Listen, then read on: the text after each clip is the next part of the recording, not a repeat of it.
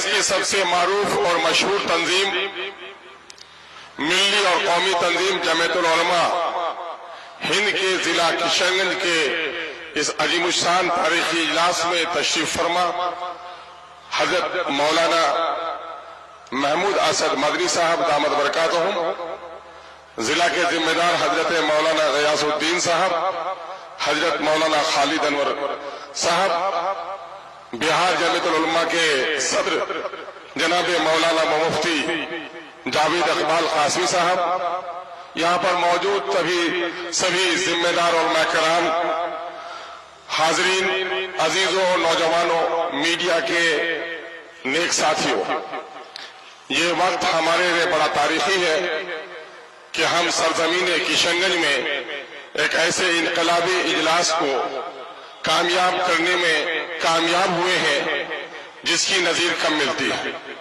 جمعیت العلماء کی تاریخ بیان کرنے کا وقت نہیں ہے، ہم کشن گنج کا باشندہ ہونے کی بنیاد پر ہم ان تمام تر محبوب علماء، یہاں کے معزز رکن پارلیمنٹ جناب جاوید آزاد صاحب اور تمام MLA اور آپ سب کا استقبال کرتا ہوں۔ میں دو درد مندانہ بات کہہ کر آپ سے رخصت ہو جاؤں گا کہ یہ جلسہ جہاں جمعیت العلماء بہار کے ضلع کشن گنج اکائی کا جلسہ ہے، اجلاس ہے، وہیں پر احانت رسول اور اوقاف کے مسئلے پر بھی آپ کو دعوت دی گئی ہے۔ یقیناً ہے کہ جمعیت العلماء ہند نے تحریک آزادی ہو، ملک و ملت کے مسائل ہو، شریعت پر حملہ ہو، فرقہ وارانہ فسادات ہو، مظلوموں کی داد رسی ہو، اس میں اس نے نمایاں نمایاں انجام دیا ہے۔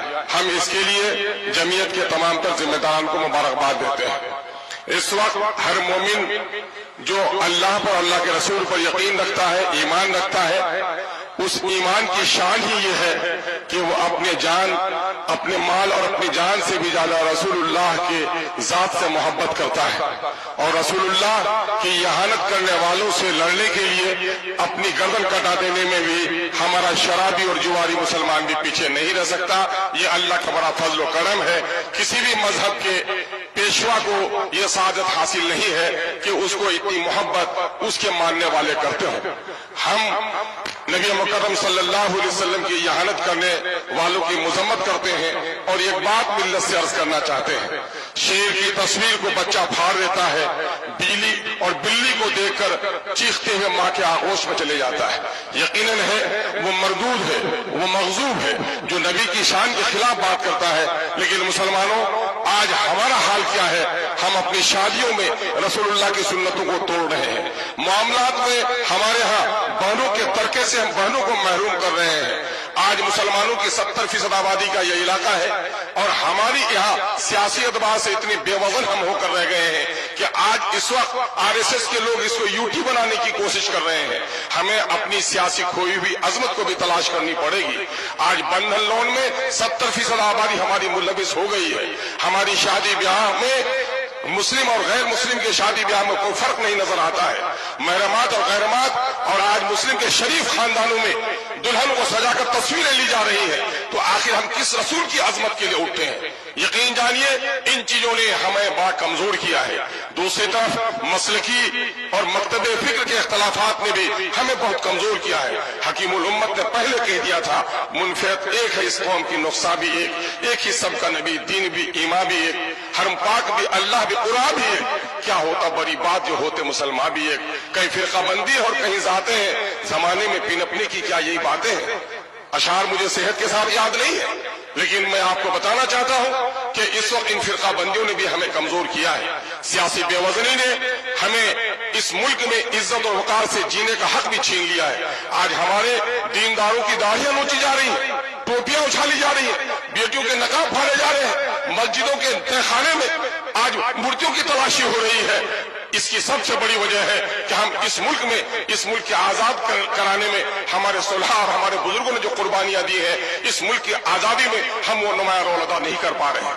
ہم اللہ رب العزت سے دعا گو ہیں کہ اللہ تبارک تعالیٰ ہمیں توفیق عطا فرمائے۔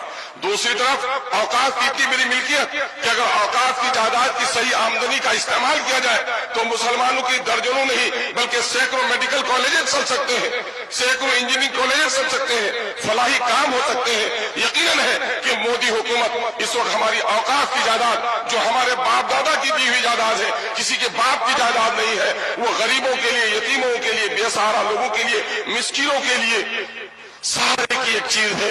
नबी करीम सल्लल्लाहु अलैहि वसल्लम ने मस्जिद नबी तामीर करी तो उस जमीन को वक्फ किया। औकाफ का सिलसिला हजरत उमर फारूक रजी अल्लाह तआला अन्हु के जमाने में के काफी आगे बढ़ा है, और उस औकाफ के मामले में आज हुकूमत की बहुत ही नापाक नजरें हम पर उठ रही है।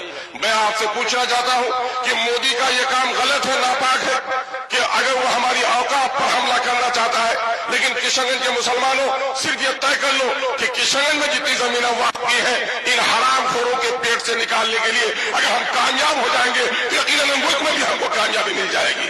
आज बात कही जा रही है कि औकाफ की जायदाद को कब्जा कौन लोग किए हुए हैं, औकाफ की जायदाद को ज्यादा कब्जा किए हुए। मैं वक्फ सुन्नी बोर्ड का रियासती मेंबर रहा, जब मैं बिहार शरीफ में गया तो वक्फ की दुकानों का किराया 500 रुपए था, और वही जो निजी दुकान था 2500 रुपए किराया था। पटने में चलिए, 2 सतून आपका इस्तेमाल करते हैं। एक सतून है पटना स्टेशन का, वो मीनारा मस्जिद का सूरज गुंबद वाला मीनारा, और वही एक मंदिर का मीनारा भी आपका इस्तेमाल करता है। सबक ले लो मुसलमानों कि बिहार में औकाफ की जितनी जमीन है, न्यास परिषद को उतनी जमीन नहीं है, लेकिन उनकी ईमानदारी ने आज कैंसर हॉस्पिटल बना लिए, आज आंखों के हॉस्पिटल बना लिए, आज औरतों के लिए हॉस्पिटल बनाए। तसलीस के फर्जंद ले गए थे मीरास खलील, आज तो बुत परस्तों के फर्जंद ले गए मीरास खलील। आइए हम और आप अहद करें कि अपनी जमीयत को मजबूत करेंगे, अपनी जमात को मजबूत करेंगे। सियासी एतबार से हमारी जो बेवजनी हो गई है, इस बेवजनी को तलाश करेंगे। जो लोग सियासी बसीरत नहीं रखते हो, जो लोग दीनी बसीरत नहीं रख सकते हो, वो हमारी क़यादत नहीं कर सकते। हम अपनी सफों में सियासी बसीरत पैदा करें, और दीनी अहमियत के बगैर कोई सियासी बसीरत भी काम आने वाली नहीं है। दीनी अहमियत पैदा करें। एक बड़ी आलिम दीन हजरत मौलाना वली रहमानी साहब दामद नव्वर अल्लाह बरकतहू ने क्या तारीखी जुमला कहा था, ऐ किशनगंज के मुसलमानों, सीमांचल की पट्टी में बसने वाले मुसलमानों, तुम्हारी तादाद तो इतनी ज्यादा है कि मिल्लत के मुल्क और मिल्लत के दरपेश मसाइल की लहरें यहाँ से उठनी चाहिए थी। अफसोस कि लहरें तो तुम्हारे यहाँ नहीं उठती, जो लहरें दूर से चलकर आती है वो लहरें भी थम जाती है। अल्हम्दुलिल्लाह यहाँ के मिल्लत के गयूर हमारे उलमा ने अब इस सबक को दोहराया है कि इंशाअल्लाह अज़ीज़ सीमांचल की पट्टी से मिल्लत के मसाइल की हर आवाज बुलंद होगी, और इंशाअल्लाह उसकी लहरें दूर तक जाएंगी।